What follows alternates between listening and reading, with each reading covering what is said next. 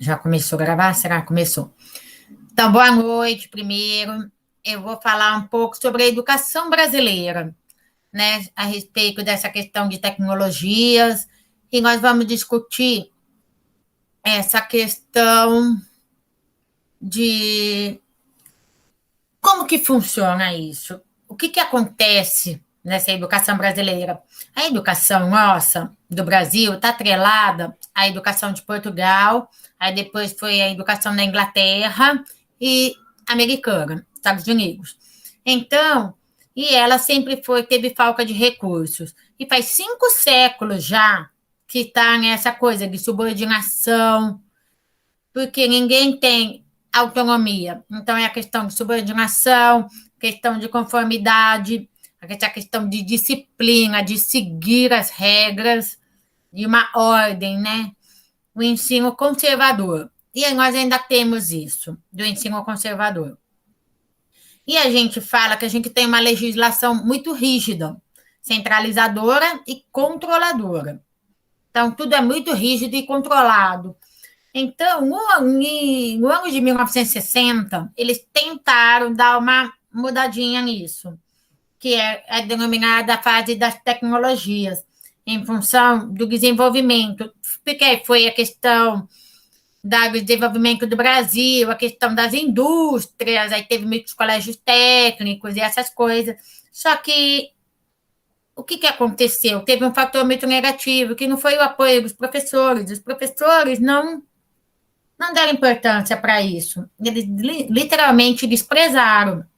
Então, por quê? Porque faltou reflexão em cima, a questão da autonomia para organizar e reorganizar essa estrutura, principalmente na questão administrativa e pedagógica. Aí teve, na década de 90, o foco foi poder central de decisões e políticas públicas. Importância da escolaridade para o país. Nossa, todo mundo levantando a bandeira para isso. Só que o que aconteceu? Começaram a se descentralizar e transferiram a responsabilidade, o governo, né, transferiu a responsabilidade para as comunidades. Então, que é a questão de manutenção de escola, infraestrutura e investimentos.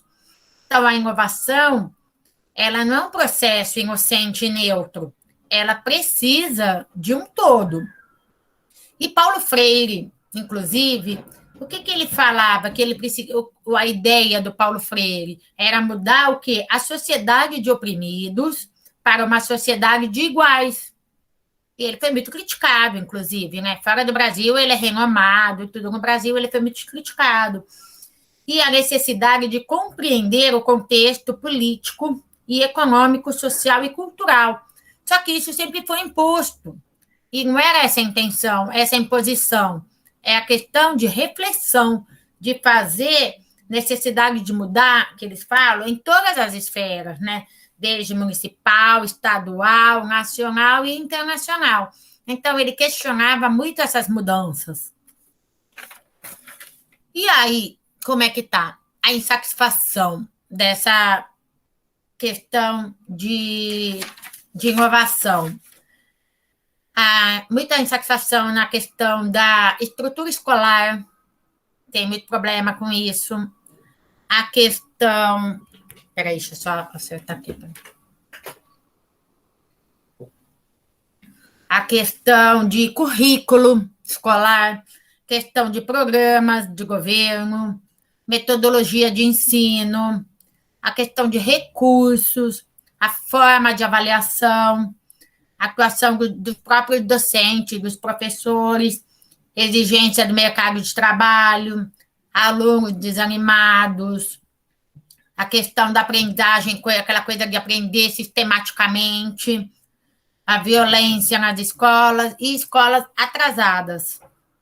Então, o que acontece? Essas mudanças, elas precisavam mudar, essas inovações, elas precisam acontecer no currículo, no conteúdo, na metodologia de ensino, no sistema de avaliação, no papel do professor e no papel do aluno também, né?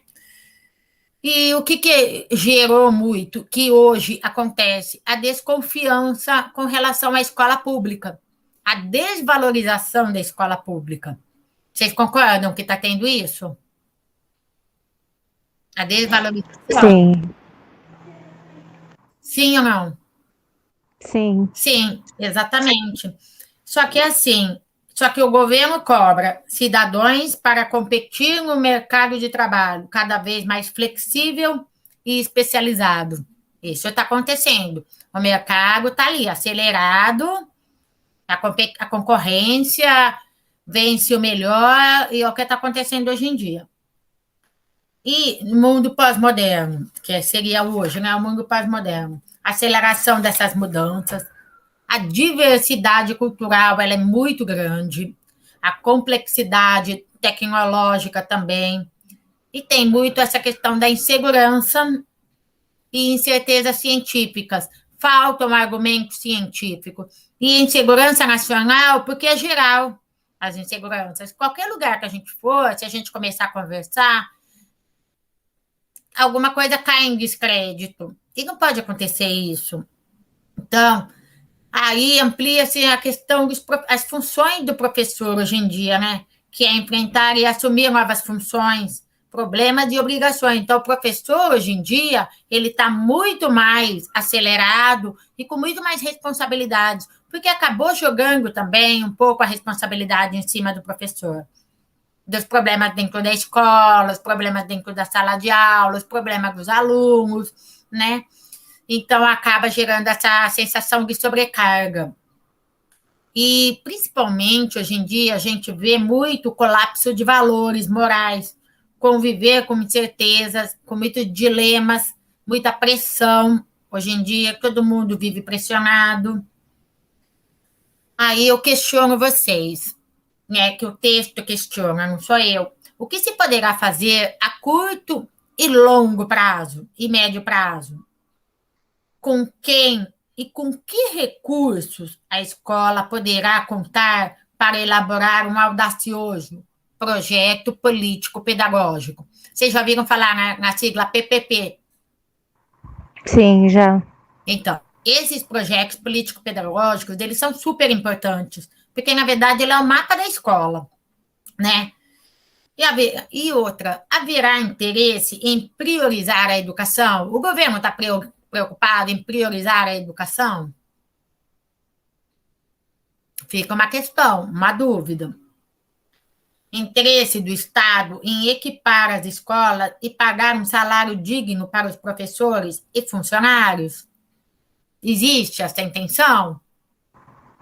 É uma coisa Eu que me acho que questiona. não, hein?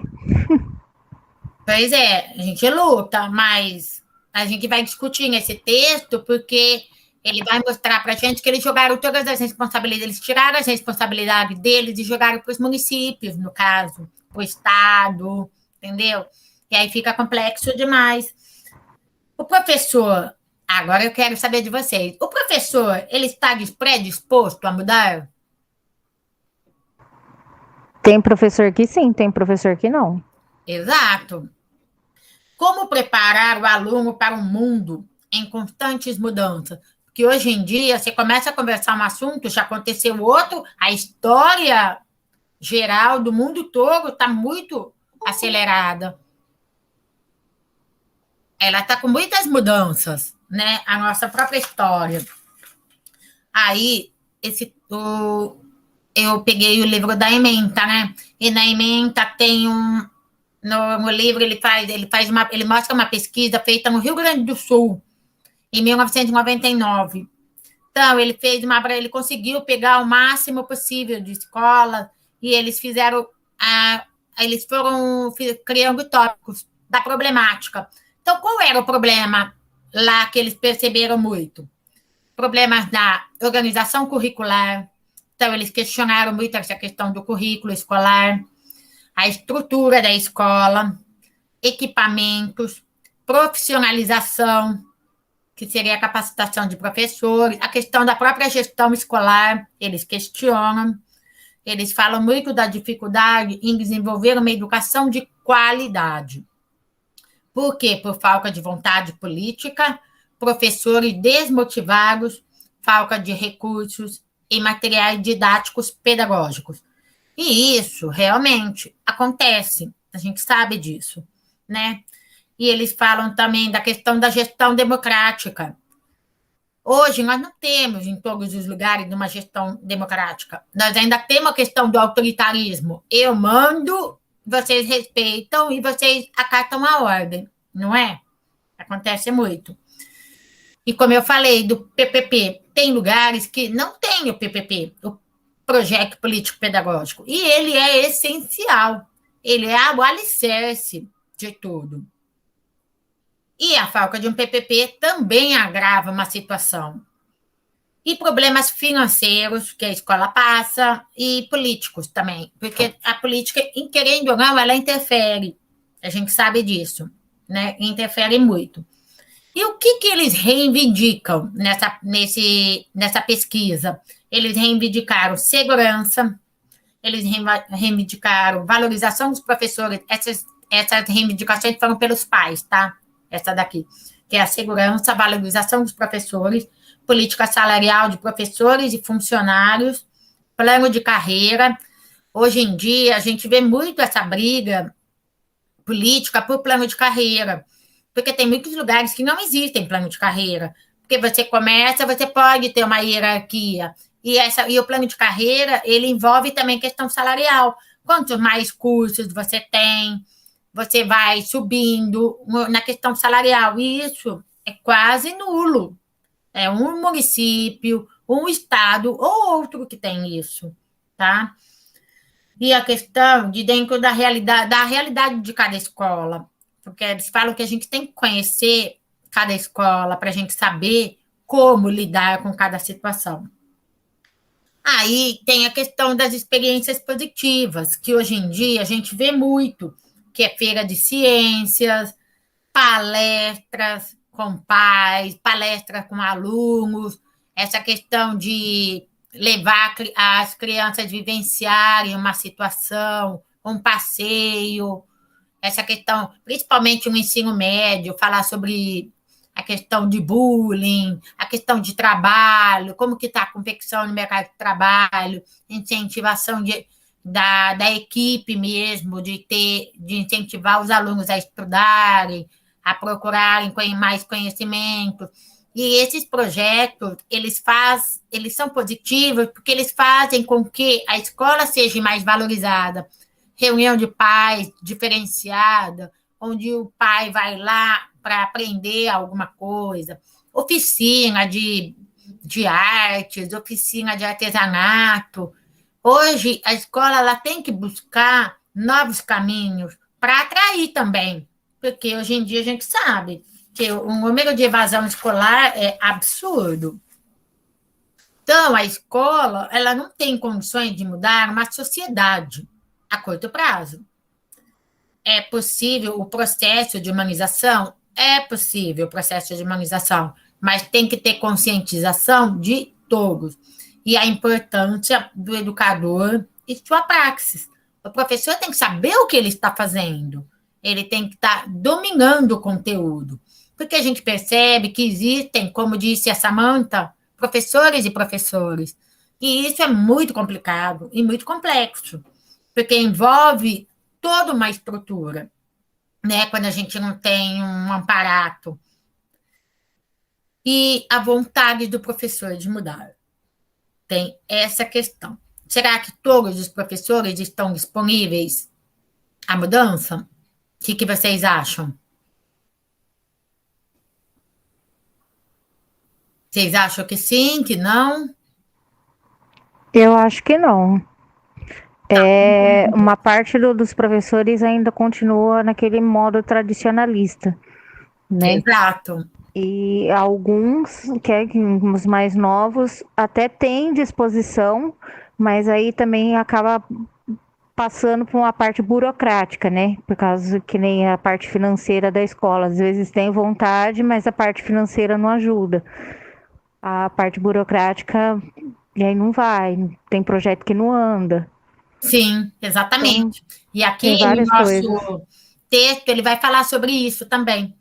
Exatamente isso, de que professores que querem, mas aí eles não conseguem entrar nesse sistema. Então, quais são, então, as resistências às inovações?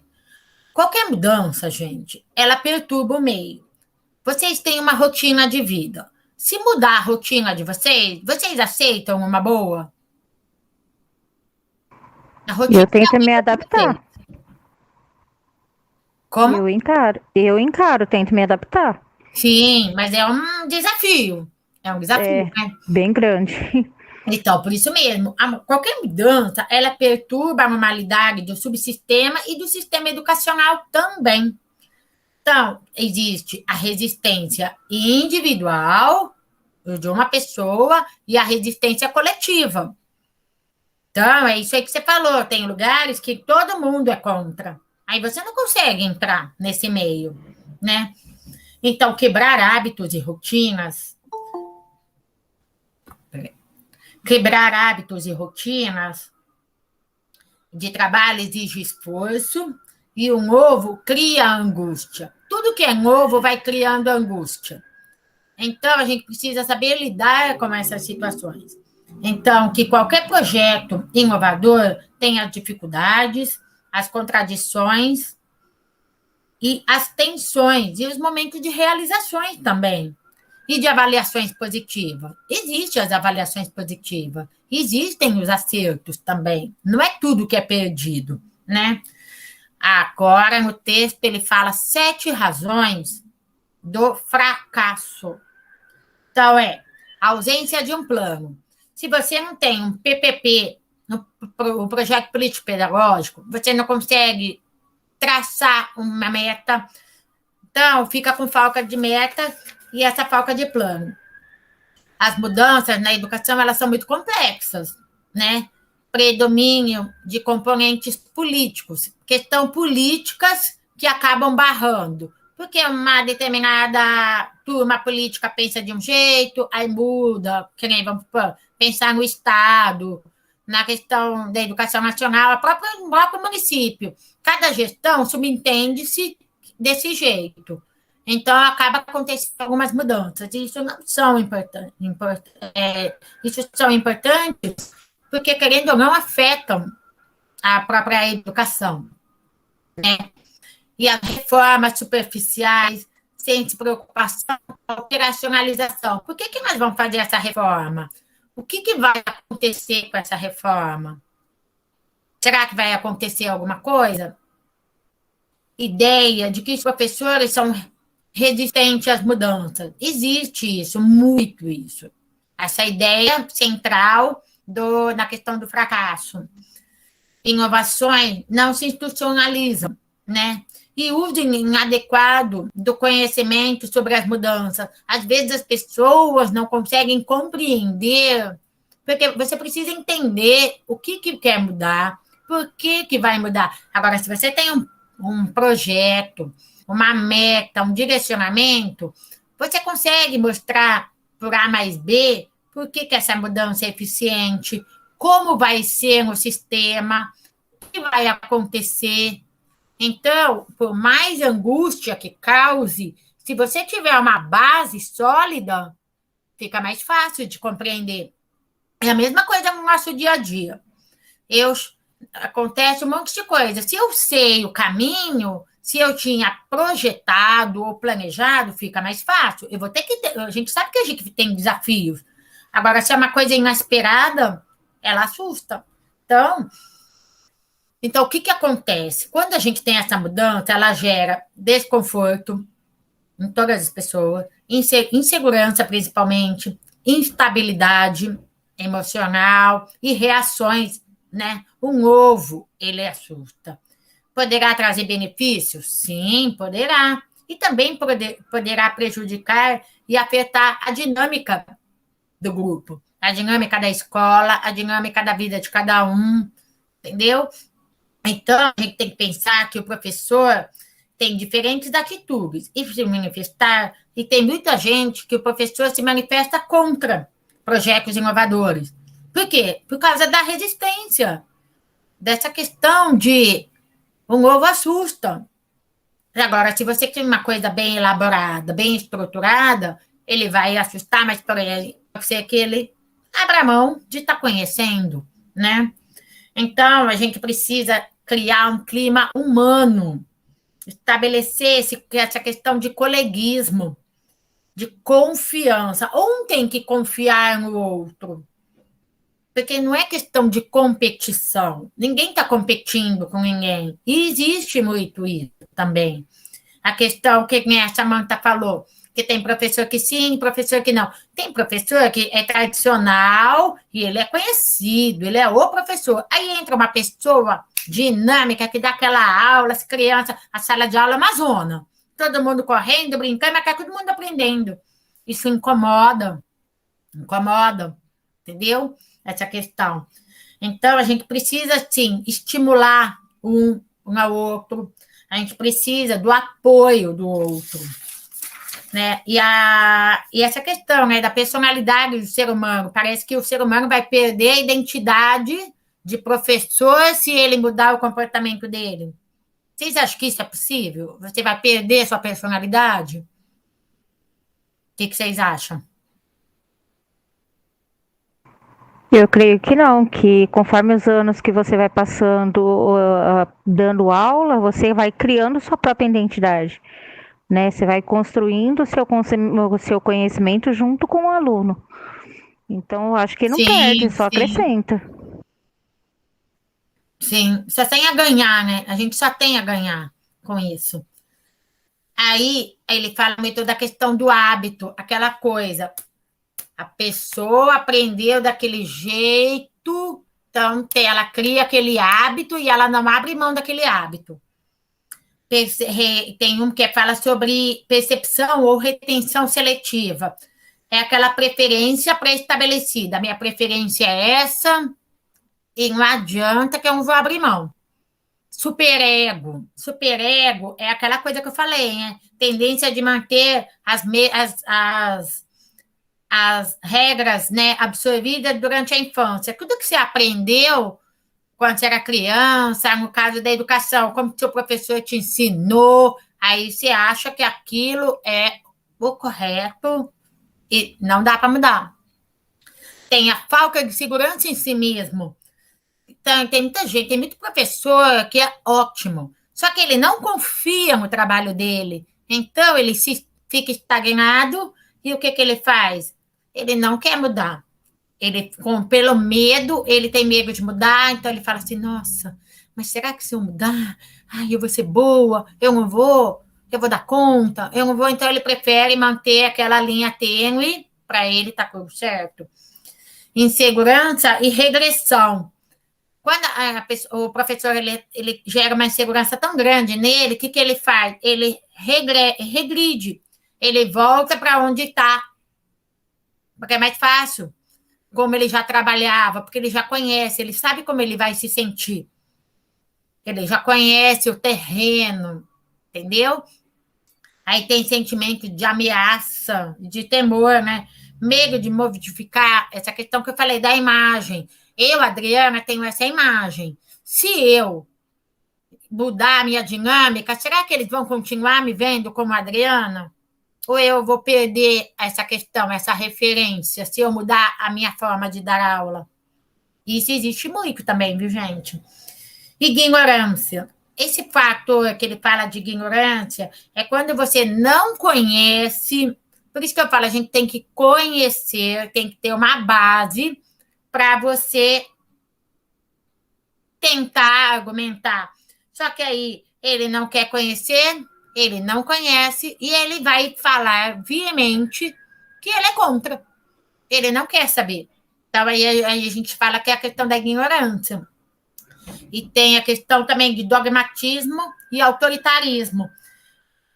Essa coisa aqui de rigidez, né? De inflexibilidade. Dependendo do lugar, a inflexibilidade é tanto de inovar que é tão rígido, tão. Parece uma rocha.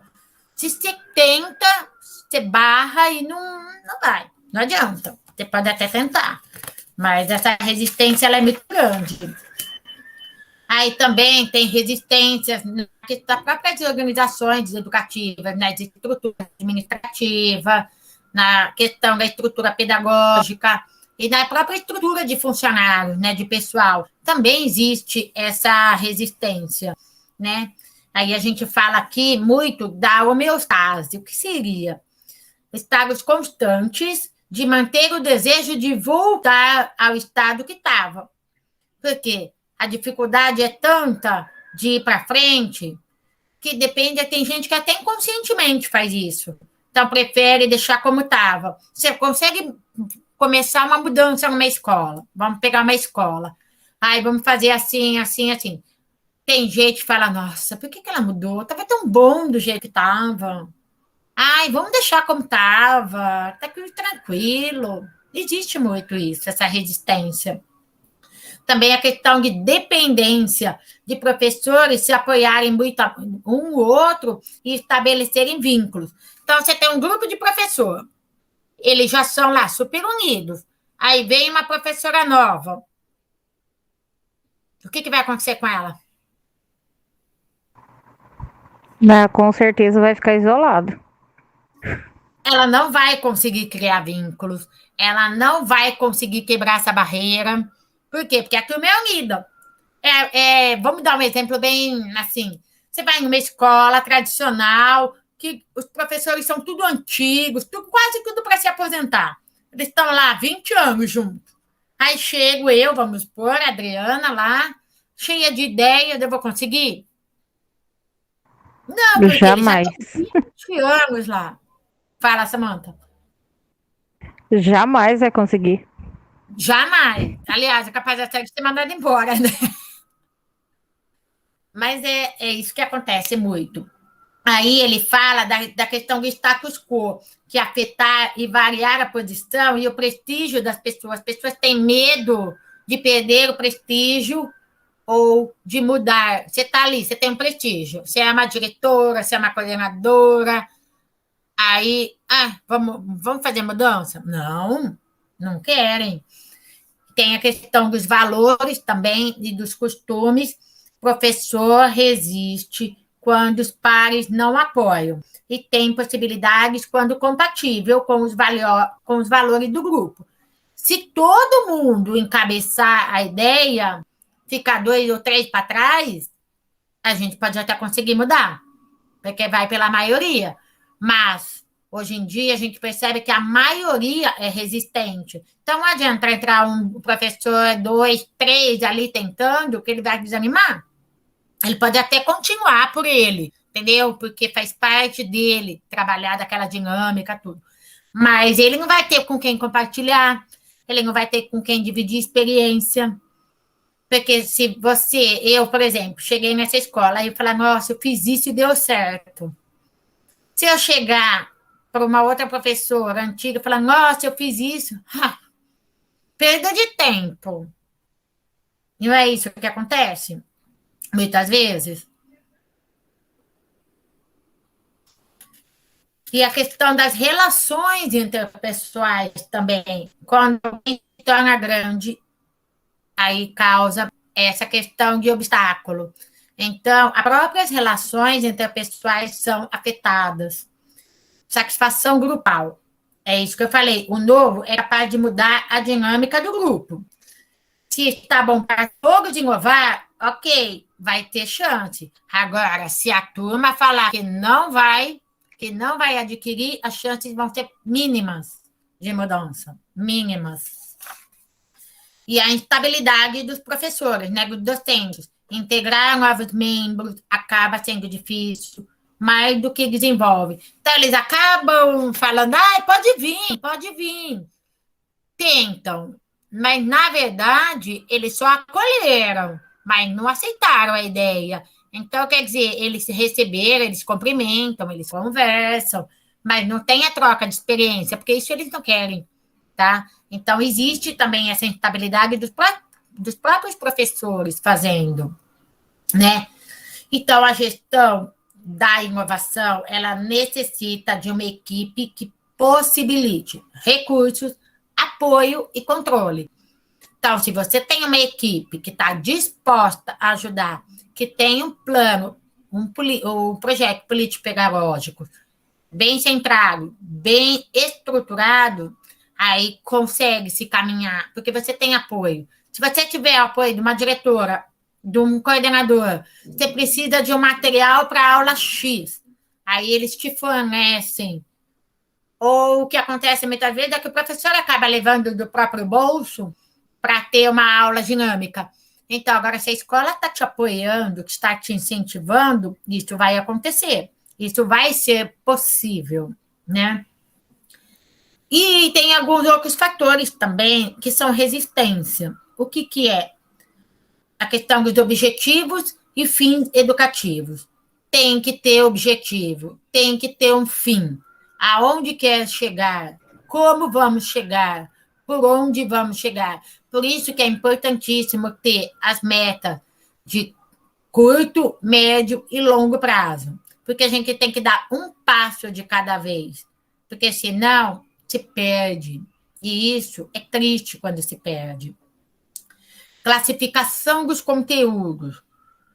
O que acontece quando a gente fala isso, da classificação? Por trabalhar, hoje e a gente vê muito, sempre foi assim, trabalhou disciplina por disciplina.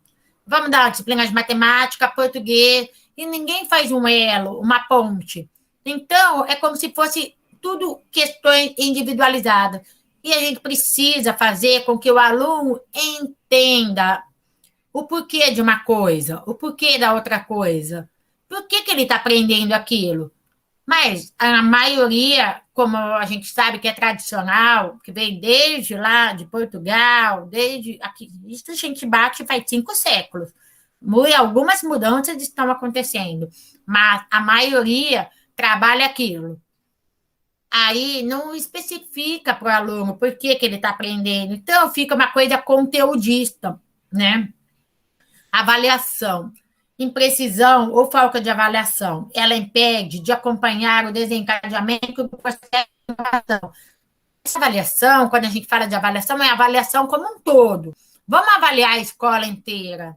Vamos avaliar os professores, vamos avaliar os funcionários, vamos fazer os alunos se autoavaliarem.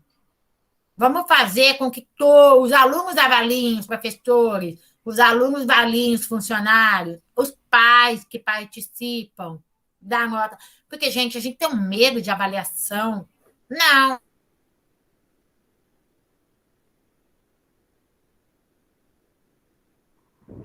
A avaliação é importante para saber Odri, o nosso meio básico. É muito avaliação.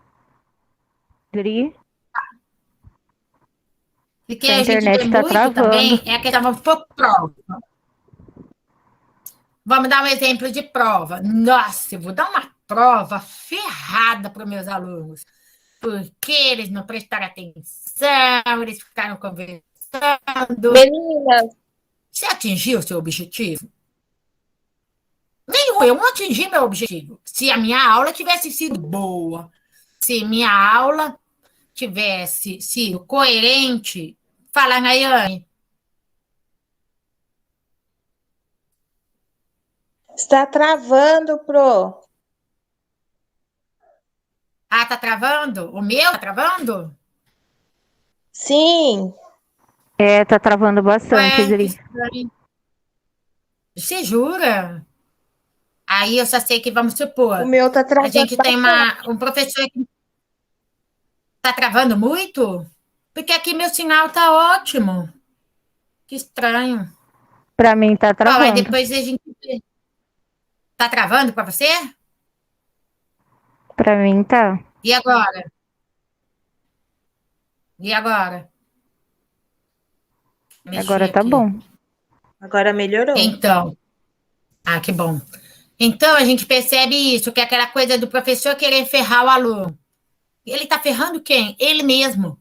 Porque se você tem uma sala de aula que a metade da sala de aula tirou nota abaixo da média, é sinal, eu como professora, eu, Adriana, eu vou falar, peraí, aonde eu errei?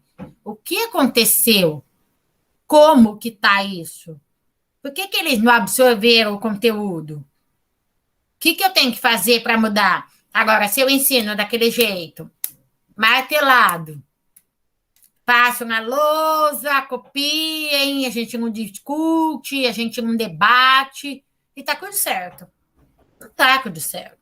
Então, e avaliar também a escola é importante. Será que a escola está dando subsídio para esse professor? Está dando subsídio para o aluno? O aluno está se sentindo inserido dentro dessa escola? Então, isso é muito importante. E a questão também, trabalho-relógio. Aquela coisa de 50 minutos por 50 minutos. O professor ele fica tão preso nisso, quando ele não consegue fazer uma interligação de uma disciplina para outra, que aí, acabou, ele não terminou, ele vai deixar para amanhã, porque agora é hora de português. Acabou a aula de português, ele não conseguiu dar tudo, tá? Ele já vai falar de história. No dia seguinte, você acha que um aluno vai conseguir compreender? Vamos pensar no ensino fundamental, nos pequenos, de primeiro a quinto ano. Não. Não, porque não vai ter contexto. Ele vai perder o contexto. É a mesma coisa, gente. Um exemplo bem besta. Tabuada. Se você não explicar para a criança o porquê da tabuada, que vamos supor, eu tenho 2 lápis, quantas vezes eu preciso para dar mais 2? Se ele não entender esse contexto de quantidade, eu vou falar para ele, vai lá, estuda lá, 1 vezes 2, 2, 2 vezes 2, 4, 2 vezes 3, 6. E ele não sabe o que é esse 6, o que é esse 3. 2 vezes o quê? 3 vezes o quê? Se ele não entender esse contexto, vira decoreba, ele não entende, ele vai fazer lá a conta, porque ele decorou. Se ele não decorou, coitado, ele não consegue nem fazer o raciocínio. Agora, a criança, quando ela entende o raciocínio, nossa, ela não precisa decorar a tabuada, porque ela vai fazendo a associação. Ai, o 3, vamos supor, 2 vezes 3. O 3 está na minha cabeça, eu vou pensar, tá, 6, porque aí ele vai fazer 3, 4, 5, 6. Ele vai fazer essa aproximação, ela vai conseguir compreender o contexto. Agora, se eu coloco lá a tabuada e mando ela copiar, decorem, amanhã eu vou fazer chamada oral, que existe muito isso ainda. Então, é isso, de trabalho relógio. Desconexão entre a teoria e a prática. Na teoria, você trabalha isso e na prática, isso. Gente, teoria e prática tem que estar ali, pau a pau. Agora, você fala de uma coisa e na prática você faz outra, não tem contexto. Não, ela fica desconecta, não tem sintonia, né? A falta de organização pedagógica pesa muito, por isso que tem que ter essa questão estruturada, os objetivos definidos. E outra coisa, o predomínio do ensino memorístico. É isso que eu falei da tabuada, a questão da memorização.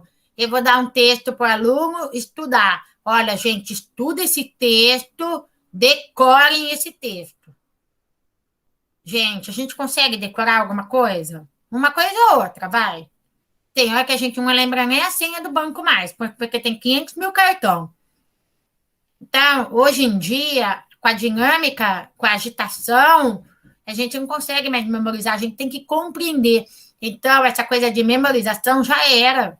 A gente tem que compreender o conteúdo, a gente tem que dar suporte para a criança, para o adulto, para ele compreender o que ele está fazendo. Por que você está ensinando isso? Porque lá no futuro você vai ver isso, e você vai ver que o que ela está aprendendo faz parte da vida dela. Às vezes ela nem tem ideia, mas no dia a dia é tão sutil, mas aquilo faz parte da vida dela. Tá? E aquela coisa de rigidez na aplicação da metodologia didática, dos métodos didáticos. Eu tenho que ensinar assim, gente. A, E, I, O, U.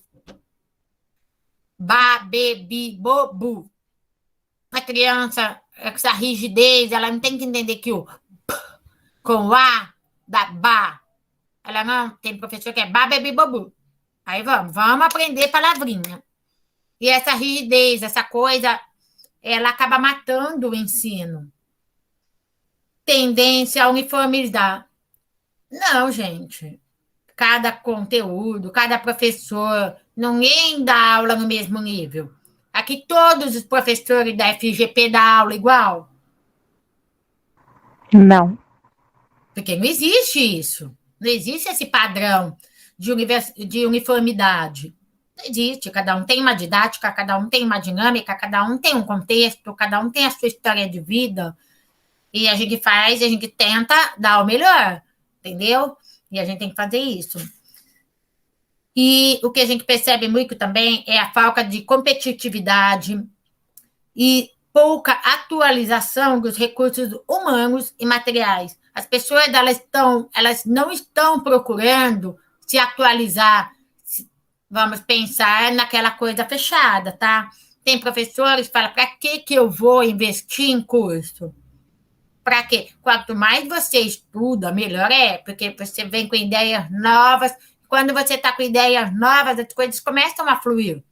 Agora, se você ficar engessado, você fez, vou dar um exemplo, vocês fazem a pedagogia, vocês terminam a pedagogia e acabou. Vocês vão aprender 100% tudo na pedagogia? Não. Não, exatamente. É que nem eu, por exemplo, eu falo muito da educação especial. Eu tenho N mil cursos de educação especial, porque cada curso é uma coisa. E cada ano que passa, as crianças estão vindo de uma forma. Que nem o autista. Você não trabalha um autista de uma forma só, linear, todo mundo igual, bonitinho. Não. Cada um tem as suas particularidades. Assim como o aluno. Cada aluno tem sua história. Cada aluno tem sua vida. Cada professor tem a sua vida. Então, ninguém é linear. Não existe, né? Falta de competitividade, por que a gente fala isso também? Porque as pessoas, elas acabam não compartilhando o conhecimento, então acaba que não tendo uma sincronia. Porque quando você divide o teu conhecimento, você sabe que você acrescentou. Você vai trocar a experiência, pode ser que ela tente fazer de um jeito, falar, nossa, Adriana, olha, eu fiz aquilo que você falou, só que na minha sala aconteceu isso, isso, isso. Aí eu pensei, nossa, eu adicionei mais isso. Isso é bárbaro, porque aí você troca a experiência e cada sala tem um resultado, por exemplo. Aí você fala, nossa, olha que bacana. Aí vou pegar aqui, a Michelle fez de um jeito e a Ana Laura de outro, e deu certo. Aí a Samanta pegou a ideia das duas e modificou. Isso é crescimento. Isso a gente usa para estar sempre se aperfeiçoando e estar tentando novas estratégias, né? E aqui ele fala no texto de inovação e mudança. O Huberman, ele fala assim, a inovação é uma operação completa em si mesma, que objetiva instalar, aceitar e utilizar determinadas mudanças. A frase dele deu tudo. Você tem que o quê? Instalar, aceitar e utilizar. Então, acontecendo isso, as coisas vão começar a fluir. Então, a inovação educativa, ela é um processo dinâmico, ela não é engessada, ela não é rígida, ela tem que estar aberta, ela é social e humana, né? E ela afeta todas as pessoas, afeta crenças, valores, habilidades e comportamentos. É um processo criativo, tá? Ela tem que acontecer de uma forma que todos se sintam bem. Então, bem aquela questão de introdução de algo novo e diferente. Nova ferramenta, nova forma de organizar o trabalho, novo estilo de vida, nova cultura, nova visão de encarar o mundo, novas ideias e novas metodologias. Isso é verdade, é a transformação de objeto, é onde a gente vai transformar. Se a gente conseguir pensar na inovação em todos esses sentidos, a gente consegue crescer e fazer ela ser funcional, né? Professor, gente, professor, ele é o as. É ele que domina a sala de aula, entendeu? Então, ele tem que pôr em prática as suas ideias e trocar as experiências. Quanto mais você se troca, que nem o estágio, que nem vocês que vão começar o estágio, ou já estão começando, ou já estão fazendo, vocês podem trocar ideias. E isso é muito enriquecedor, porque aí você, de repente, faz uma coisa aqui, fala, nossa, ou então você observa uma situação, aí você fala, nossa, que legal, naquela escola funcionou. Isso é muito importante.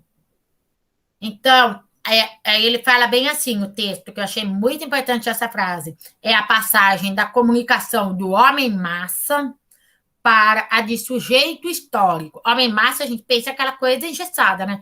Homem-massa para a de sujeito histórico. É a reflexão coletiva enredando a prática fragmentária. Quando feita isoladamente, e é a escola pública tornando-se cidadã pelo trabalho persistente dos educadores. Se você lutar, agora, se você pegar na prática fragmentada, isolada, não tem função. Agora, se todo mundo, a escola se torna uma escola cidadã, uma escola que quer crescer, isso é possível. Se você quer que ela esteja, essa questão do sujeito histórico, se você quer contribuir, fazer parte disso, né? Então, os professores que mudam a sua prática, além de sua projeção e promoção, então, é que ele fala da questão salarial. Tem muita gente que investe, mas a questão salarial não acontece. Mas esse professor, ele já modificando a prática dele, ele modifica também uma dinâmica. Ele acaba que fazendo com que as pessoas comecem a perceber que ali está funcionando. E o que engessa muito é essa questão salarial, né? E ele fala também dessas iniciativas, muitas vezes encontram resistência de seus pares, mas tem os que apoiam. Então, quer dizer, quando você está num grupo, se você tem os professores que apoiam e que não apoiam, acaba dividindo, certo? Só que esse grupo vai trabalhar de um jeito e esse vai trabalhar de outro, mas tem os apoios. E o professor é capaz de aprender a mudar e inovar quando interage com o ambiente. Se o professor interagir com a realidade que ele está, com a sala de aula que ele tem, se ele quer fazer isso, ele consegue inovar e muito. Porque a gente, às vezes, pensa que a gente precisa de horrores, de coisas fabulosas numa sala de aula. Às vezes, gente, com um giz, você faz a revolução. Se você quiser. Vocês concordam comigo? É lógico, tecnologia ajuda, mas se o professor está disposto, ele consegue muito. O que vocês acham? Me veio à mente agora aquele professor de uma aula que a gente teve, de um professor que tinha que passar a parte de informática e ele desenhou tudo na lousa. Porque não tinha o computador ali, ele desenhou tudo na lousa. Aí, você vê, ele fez a diferença, não fez? Né? Ele podia fazer o quê? Sentar e falar, não tem material, vou ficar aqui. Vou deixar eles pintando, vou deixar eles brincando. Não, ele fez a diferença. Então, é isso que a gente fala. E hoje a gente vê muito isso na escola particular. Por quê? Que a gente vê mais mudança. Porque tem mais investimento, né? Tem mais investimento e que mais? Eu acho que eles incentivam mais o professor a estudar, a buscar melhorar. Cobram mais. Sim, e a escola, gente, a escola particular, ela é muito cobrada. Ela é vista como um produto. Tem que entregar o melhor para os pais, né? Exatamente, eu tenho esse produto e eu tenho que atingir os meus alunos. Porque o professor que ele não sabe vender o produto, o que acontece com ele? Mandado embora. Exatamente. Então, a cobrança, Samanta, ela é muito maior. Vocês conseguiram entender, pessoal? Por que a escola particular ela exige mais do professor? E o professor se cobra também. Porque ele sabe que o cliente, porque não é aluno, né? É cliente. O cliente que manda. Então, se o cliente não está satisfeito com a forma como a escola está lidando, ou ele muda de escola, ou ele vai reclamar, ou vai acontecer algum contexto. Ou o professor vai sair, ou a escola vai tentar se adequar à clientela, ao produto, né? E eu vou falar uma coisa, gente. O professor tem autonomia na sala de aula, aquilo que eu já falei. O professor, quando você está na sua sala de aula, você faz o que você quiser. Se você quiser arrebentar a boca do balão, você arrebenta. Se você quiser passividade, também. Então, eu falo, por isso que eu falo que o professor é a peça fundamental, tá? Então, o professor, eles têm que romper com essa forma tradicional de ensinar. Ele tem que pensar na relação democrática, na questão de professor-aluno, professor-professor, aluno com aluno. Então, a gente tem que pensar que a gente está do ensino democrático, que ele envolve todos. Você tem que ouvir o aluno. Quando você questiona o aluno, às vezes o aluno te traz tanta coisa. Um exemplo, você pega um livro e mostra a capa. Só a capa, você não fala qual é o assunto, nada. E você vai tirando de cada aluno o que eles acham que vai contar essa história. Do que vai ser? Se vocês veem a riqueza de informação que sai, é bárbaro. Aí quando você conta a história, tem uns que falam, nossa, não era isso que eu pensei. Nossa, é totalmente diferente. Ou, nossa, foi tudo que eu pensei. Então, você, quando você verbaliza, isso é muito legal no infantil, porque quando você verbaliza com a criança, você está sabendo o que ela traz com ela, qual que é a bagagem dela. Porque eu odeio aquele raciocínio. Criança é uma tábula rasa e não sabe nada. Parou. Se alguém pensa isso ainda, pode parar. Porque a criança, cada um tem uma história. Eu não sei como que eles vivem, enquanto as pessoas estão naquela casa, qual é o contexto da dinâmica familiar, como que é essa família, porque hoje em dia existem 1000 tipos de família. Então, quando eles trazem esses argumentos, é muito bacana. E a gente aproveita, porque aí tem hora que você vê, a hora já passou, vocês estão debatendo, aí a ideia que você tinha já mudou para outra, aí você pega, vai fazer um cartaz sobre aquilo que eles foram falando, então a aula fica dinâmica e rica. E isso é muito importante. Então, é uma ideia que acontece, já fiz, por isso que eu estou falando que vale a pena, né? E aí você tem que fazer o que? O aluno enxergar o mundo com outros olhos. O que ele pode apresentar? Vamos supor um exemplo, vamos falar sobre a Segunda Guerra Mundial. Seria mais interessante do que vocês falarem, de repente, passar um filme sobre o assunto? O que vocês acham?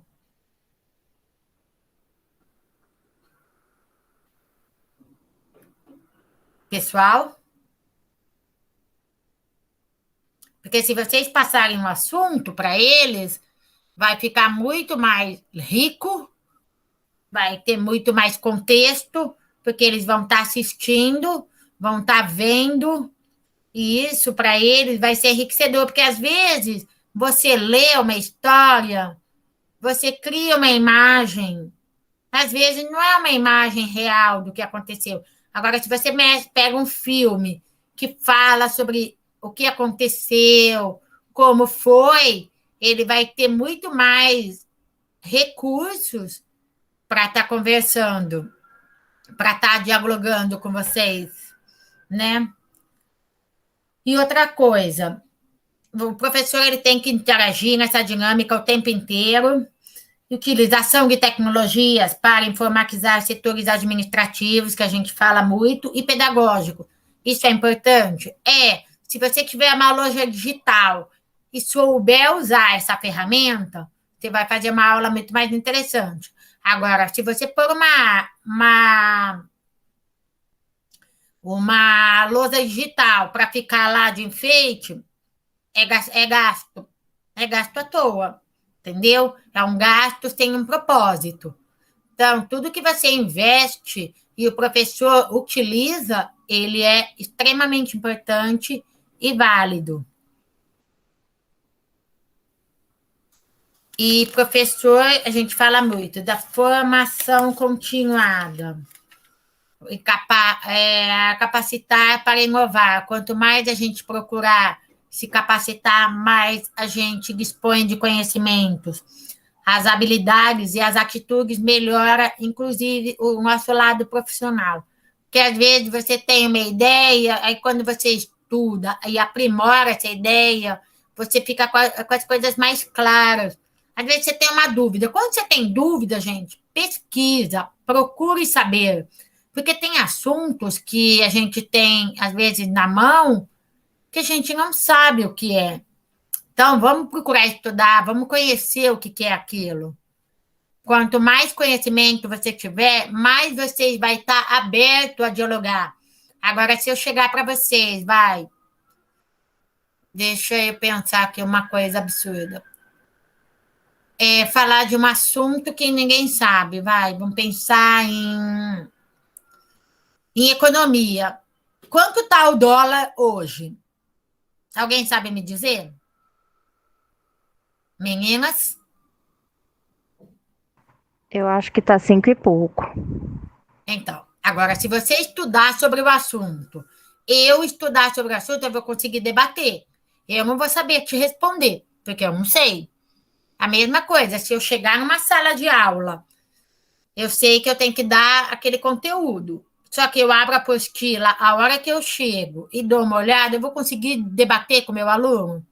Se o aluno fizer uma pergunta, eu vou saber questionar? Não. Não vou saber questionar. Muito pelo contrário, é capaz de falar assim, "Shh, fica quieto e não pergunta." Daquelas bem tradicional, né? Que a gente não podia nem piscar. Eu lembro que eu queria perguntar as coisas para a professora, eu tinha um medo de perguntar, gente. Eu tinha pânico, pânico. Por quê? Porque foi falado que a gente não podia perguntar. Agora, quanto mais você estuda, mais você questiona, mais você debate, mais legal a aula fica. Porque aí a coisa flui, não fica aquela coisa maçante.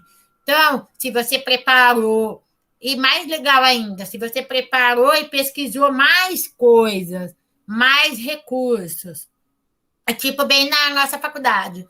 Vocês têm o texto obrigatório e as leituras complementares. A gente quase não tem tempo para ler a leitura complementar, mas muitas vezes quando a gente pega uma leitura complementar, a gente fala, nossa, entendi, matei a charada. Porque faltava alguma coisa para você compreender e entender o que estava acontecendo. Então, a gente tem que ter esse feedback do aluno e o nosso mesmo. Aí, quando você dá uma avaliação e vê que a classe foi ótima, não é porque a prova foi fácil, não. Você deu uma prova de acordo com aquilo que você ensinou.